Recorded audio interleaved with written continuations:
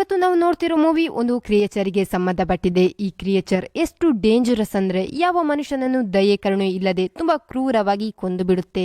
ಈಗದ್ರ ಕೆಟ್ಟ ದೃಷ್ಟಿ ನಮ್ಮ ಕತೆ ಹೀರೋ ಡಂಕನ್ ಮೇಲೆ ಬಿದ್ದಿದೆ. ಮೂವಿಯ ಓಪನಿಂಗ್ ಸೀನ್ ಅಲ್ಲಿ ಡಂಕನ್ ಅಂತ ಹೇಳೋ ವ್ಯಕ್ತಿ ತುಂಬಾ ಭಯದಿಂದ ಮನೆ ಕಡೆ ಓಡ್ತಾ ಇರೋದನ್ನು ತೋರಿಸ್ತಾರೆ. ಮನೆಗೆ ಓಡೋಗಿ ಡೋರ್ ಅನ್ನು ಲಾಕ್ ಮಾಡ್ಕೊಂಡು ಅವನ ಹೆಂಡತಿಯನ್ನು ಕರೆದು ಬೇಸ್ಮೆಂಟ್ ಅಲ್ಲಿ ಅಡಿಗೆ ಕುತ್ಕೊಳ್ಳೋಕೆ ಹೇಳ್ತಾನೆ. ಆದ್ರೆ ಅವನ ಹೆಂಡತಿಗೆ ಏನು ಅರ್ಥ ಆಗ್ತಾ ಇರೋಲ್ಲ. ಅವಳು ಯಾಕೆ ಅಂತೇಳಿ ಕ್ವಶನ್ ಮಾಡ್ತಾಳೆ. ಅದಕ್ಕೆ ಡಂಕನ್ ಹೇಳ್ತಾನೆ, ಅದೀಗ ಬಂದ್ ಬಿಡುತ್ತೆ, ಯಾಕೆ ಏನು ಅಂತ ಕೇಳ್ತಾ ಟೈಮ್ ವೇಸ್ಟ್ ಮಾಡ್ಬೇಡ, ಹೋಗಿ ಇಲ್ಲಿಂದ.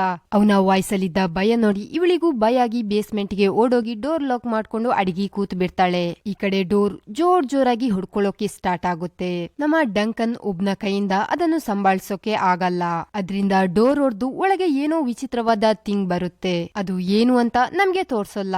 ಅಲ್ಲಿಂದ ಸೀನ್ ಕಟ್ ಮಾಡಿ ಕೆಲವು ದಿನಗಳ ಹಿಂದಿನ ದೃಶ್ಯವನ್ನು ತೋರಿಸ್ತಾರೆ. ಅದರಲ್ಲಿ ಡಂಕನ್ ಮತ್ತೆ ಅವನ ಹೆಂಡತಿ ಹಾಸ್ಪಿಟಲ್ ಗೆ ಹೋಗಿರ್ತಾರೆ. ಅಲ್ಲಿ ಡಂಕನ್ ನ ಅಲ್ಟ್ರಾಸೌಂಡ್ ಮಾಡಿ ನರ್ಸ್ ತುಂಬಾ ಕನ್ಫ್ಯೂಷನ್ ಆಗಿ ಹೋಗ್ತಾರೆ. ಯಾಕಂದ್ರೆ ಡಂಕನ್ ನ ಹೊಟ್ಟೆಯಲ್ಲಿ ವಿಚಿತ್ರವಾದ ಟಿಶ್ಯೂಸ್ ದಿನದಿಂದ ದಿನಕ್ಕೆ ಬೆಳೀತಾ ಇರುತ್ತೆ. ಅದನ್ನ ನೋಡಿ ನರ್ಸಿಗೆ ಏನು ಅರ್ಥ ಆಗೋಲ್ಲ.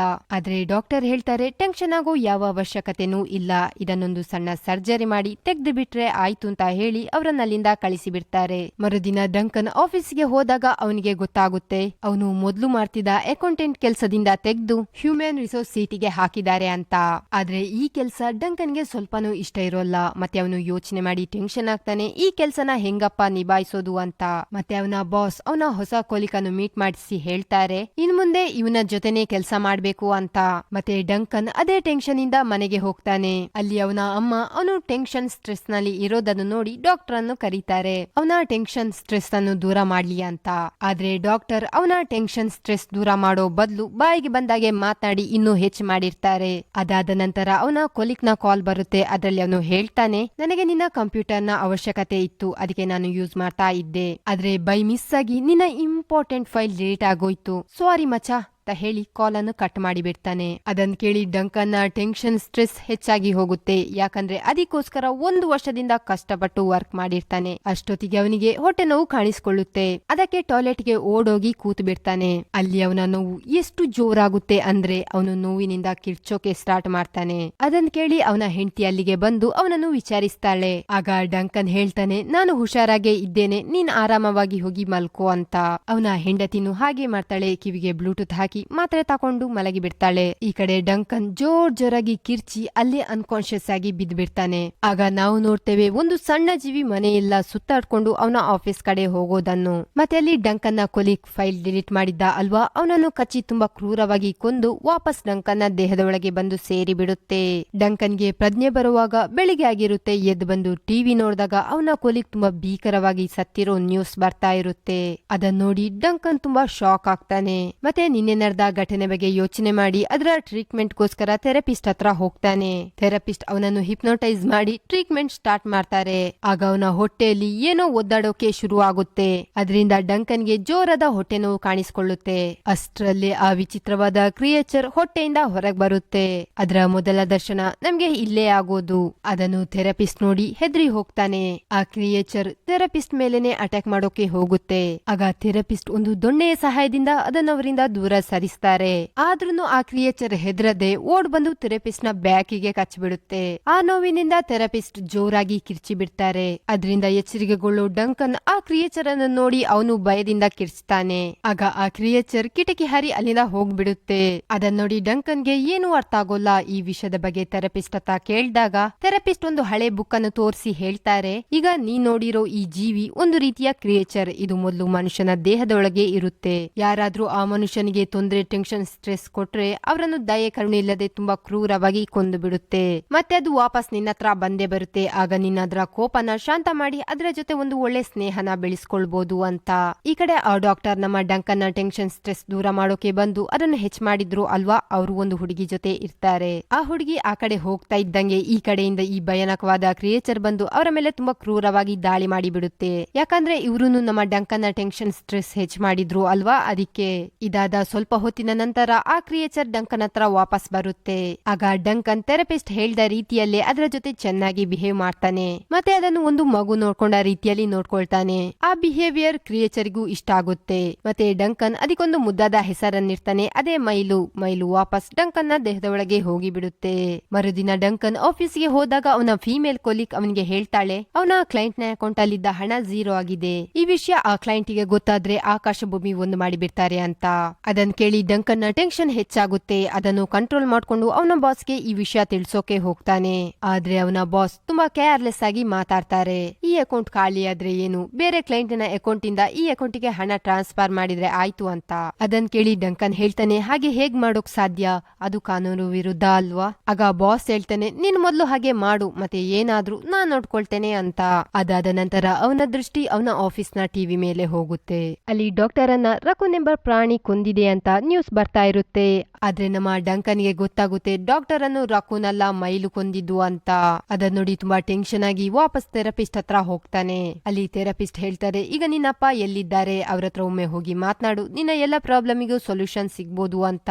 ಅದಕ್ಕೆ ನಮ್ಮ ಡಂಕನ್ ಸರಿ ಅಂತ ಹೇಳಿ ಅವರ ತಂದೆ ಇರೋ ಜಾಗಕ್ಕೆ ಹೋಗಿ ಬಿಡ್ತಾನೆ. ಮತ್ತೆ ಅವನ ತಂದೆ ಜೊತೆ ಎಷ್ಟು ಮಾತನಾಡ್ಬೇಕು ಅಂತ ಪ್ರಯತ್ನ ಪಟ್ರು ಕೂಡ ಅವರ ತಂದೆ ಮಾತನಾಡೋಕೆ ರೆಡಿನೇ ಇರೋಲ್ಲ. ಮತ್ತೆ ಅವರು ಹೇಳ್ತಾರೆ, ನನಗೆ ಯಾರ ಜೊತೆ ಮಾತನಾಡೋಕು ಇಷ್ಟ ಇಲ್ಲ, ನನಗೆ ಒಂಟಿಯಾಗಿ ಇರೋದೇ ಇಷ್ಟ, ಇಲ್ಲಿಗೆ ಬಂದು ಕ್ವಶನ್ ಕೇಳಿ ನನಗೆ ಡಿಸ್ಟರ್ಬ್ ಮಾಡಬೇಡಿ ಅಂತ ಹೇಳಿ ಅಲ್ಲಿಂದ ಹೋಗಿ ಬಿಡ್ತಾರೆ. ಅದನ್ನು ಕೇಳಿ ಡಂಕನ್ ನ ಟೆನ್ಷನ್ ಹೆಚ್ಚಾಗುತ್ತೆ. ಆಗ ಅವನು ಟಾಯ್ಲೆಟ್ ಗೆ ಓಡ್ ಹೋಗ್ತಾನೆ. ಅವನ ದೇಹದಲ್ಲಿದ್ದ ಮೈಲು ಹೊರಗೆ ಬಂದು ಅವನ ಅಪ್ಪನನ್ನು ಸಾಯಿಸೋಕೆ ಮುಂದಾಗುತ್ತೆ.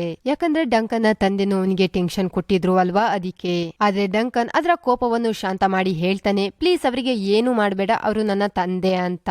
ಬಟ್ ಮೈಲು ಅದನ್ನು ಕೇಳೋಕೆ ರೆಡಿನೇ ಇರೋಲ್ಲ. ಆಗ ಡಂಕನ್ ಹೇಳ್ತಾನೆ, ನಿನಗೆ ತುಂಬಾ ಹಸಿವಾಗ್ತಾ ಇರ್ಬೇಕು ಅಲ್ವಾ, ಆಫೀಸ್ಗೆ ಹೋಗಿ ಖಂಡಿತವಾಗಿ ನಿಂಗೆ ತಿನ್ನೋಕೆ ಏನಾದ್ರೂ ಕೊಡ್ತೀನಿ, ಈಗ ಪ್ಲೀಸ್ ನನ್ನ ದೇಹದ ಒಳಗೆ ಹೋಗಿ ಬಿಡು. ಆಗ ಮೈಲುನು ಶಾಂತವಾಗಿ ಡಂಕನ್ ನ ದೇಹದ ಒಳಗೆ ಹೋಗಿ ಬಿಡುತ್ತೆ. ಮರುದಿನ ಆಫೀಸ್ ನಲ್ಲಿ ನಡೀತಿದ್ದ ಎಲ್ಲ ಮೋಸಗಳ ಬಗ್ಗೆ ಡಂಕನ್ ಗೆ ಗೊತ್ತಾಗುತ್ತೆ.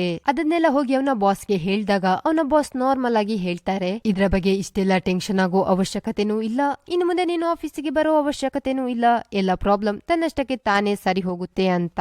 ಅದನ್ ಕೇಳಿ ಡಂಕನ್ ನ ಟೆನ್ಷನ್ ಹೆಚ್ಚಾಗಿ ಮೈಲು ಹೊರಗೆ ಬಂದು ಅವನ ಬಾಸ್ ನ ಮೇಲೆ ಅಟ್ಯಾಕ್ ಮಾಡೋಕೆ ಹೋಗುತ್ತೆ.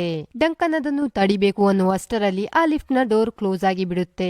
ಈಗ ಲಿಫ್ಟ್ ನಲ್ಲಿ ಮೈಲು ಮತ್ತೆ ಬಾಸ್ ಇಬ್ರೇ ಇದ್ದ ಕಾರಣ ನಮ್ಮ ಡಂಕನ್ ಮೆಟ್ಲಿಂದ ಕೆಳಗೆ ಓಡೋಗ್ತಾನೆ ಅವನ ಬಾಸ್ ಅನ್ನು ಕಾಪಾಡೋಕೋಸ್ಕರ.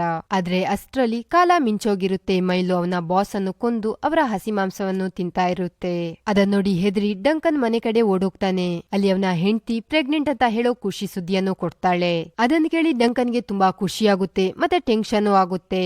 ಯಾಕಂದ್ರೆ ಈ ವಿಷಯ ಮೈಲುನ ಕಿವಿಗೆ ಬಿದ್ರೆ ಅವನ ಮಗುವಿಗೆ ತೊಂದರೆ ಕೊಡು ಎಲ್ಲ ಸಾಧ್ಯತೆ ಇರುತ್ತೆ ಅಂತ. ಅವನು ಮನೆ ಬಿಟ್ಟೋಗಿ ಮೈಲುನ ಜೊತೆ ಒಂಟಿಯಾಗಿ ಇರ್ತಾನೆ. ಅಲ್ಲಿ ಮೈಲುನ ಒಂದು ಸಣ್ಣ ಮಗು ನೋಡ್ಕೊಂಡ ರೀತಿಯಲ್ಲಿ ನೋಡ್ಕೊಳ್ಳೋಕೆ ಸ್ಟಾರ್ಟ್ ಮಾಡ್ತಾನೆ.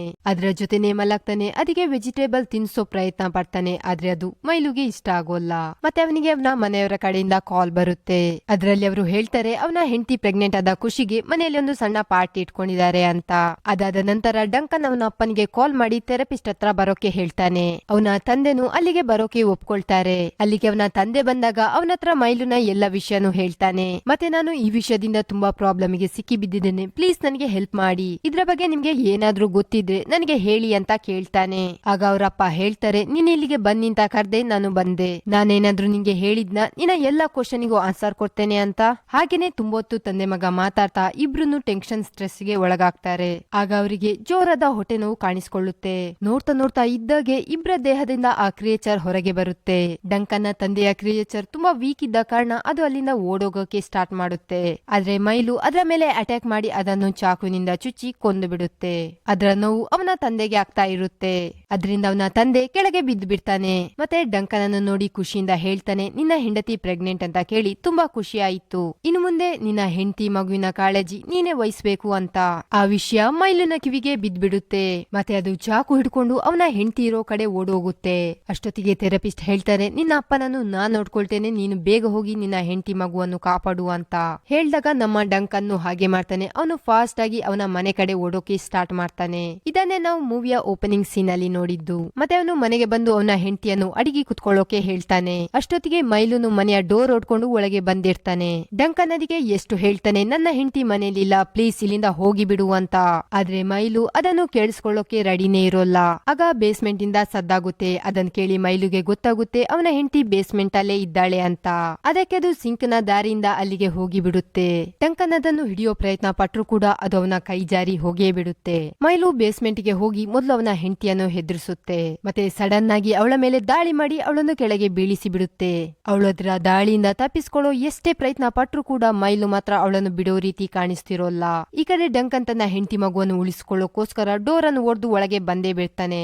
ಇನ್ನೇನು ಮೈಲು ಅವನ ಹೆಂಡತಿಯ ಹೊಟ್ಟೆಯನ್ನು ಬಗಿಬೇಕು ಅನ್ನುವಷ್ಟರಲ್ಲಿ ಡಂಕನ್ ಮೈಲಿನ ಮೇಲೆ ಹಾರಿ ಅವನನ್ನು ಹಿಡ್ಕೊಂಡು ಅವನ ಹೆಂಡತಿಯನ್ನು ಅಲ್ಲಿಂದ ಓಡೋಕೆ ಹೇಳ್ತಾನೆ. ಅವನ ಹೆಂಡತಿನೂ ಹೆದ್ರಿ ಅಲ್ಲಿಂದ ಹೊರಗೆ ಓಡೋಗ್ತಾಳೆ. ಈ ಕಡೆ ಮೈಲು ಡಂಕನ್ ನ ಮೇಲೂ ದಾಳಿ ಮಾಡಿ ಅವನ ಹೆಂಡತಿಯನ್ನು ಹಿಂಬಾಲಿಸಿಕೊಂಡು ಹೊರಗೆ ಬಂದ್ ಬಿಡುತ್ತೆ.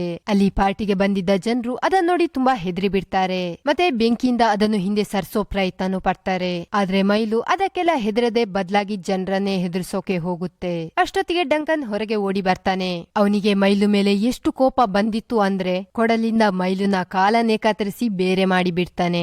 ಅದರ ಎಫೆಕ್ಟ್ ಡಂಕನ್ ನ ಮೇಲೆ ಆಗ್ತಿದ್ರು ಕೂಡ ಅದನ್ನು ಕ್ಯಾರೆ ಮಾಡದೆ ಮೈಲುನ ದೇಹದ ಕೆಲ ಭಾಗಗಳನ್ನು ಕತ್ತರಿಸಿ ಬೇರೆ ಮಾಡಿ ಬಿಡ್ತಾನೆ. ಅಷ್ಟೊತ್ತಿಗೆ ಅವನ ಕೋಪನು ಶಾಂತ ಆಗುತ್ತೆ. ಮೈಲುನ ನೋಡಿ ಬೇಜಾರು ಆಗುತ್ತೆ.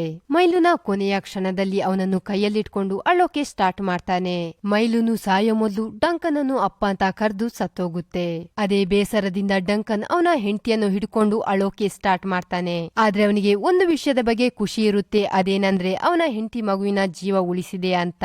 ಮರುದಿನ ಅವನ ಹೆಂಡತಿ ಮತ್ತೆ ಮಗುವಿನ ಕಾಳಜಿ ವಹಿಸಿಕೊಂಡು ಖುಷಿಯಾಗಿರೋದನ್ನು ನೋಡ್ತೇವೆ. ಮತ್ತೆ ಅವನದೇ ಆದ ಒಂದು ಹೊಸ ಕಂಪನಿಯನ್ನು ಕಟ್ಟಿರ್ತಾನೆ. ಮತ್ತೆ ಅವನ ಹೆಂಡತಿಯ ಹೊಟ್ಟೆಯಲ್ಲಿದ್ದ ಮಗುವಿನ ಹೊಟ್ಟೆಯನ್ನು ಸ್ಕ್ಯಾನ್ ಮಾಡಿ ನೋಡಿದಾಗ ಗೊತ್ತಾಗುತ್ತೆ ಅದ್ರ ಹೊಟ್ಟೆಯಲ್ಲೂ ವಿಚಿತ್ರವಾದ ಟಿಶ್ಯೂಸ್ ಇರೋದು. ಇದರಿಂದ ನಮ್ಗೆ ಅರ್ಥ ಆಗುತ್ತೆ ಇದು ಒಂದು ಜನರೇಷನ್ ಇಂದ ಇನ್ನೊಂದು ಜನರೇಷನ್ ಗೆ ಕಂಟಿನ್ಯೂ ಆಗ್ತಾ ಇದೆ ಅಂತ.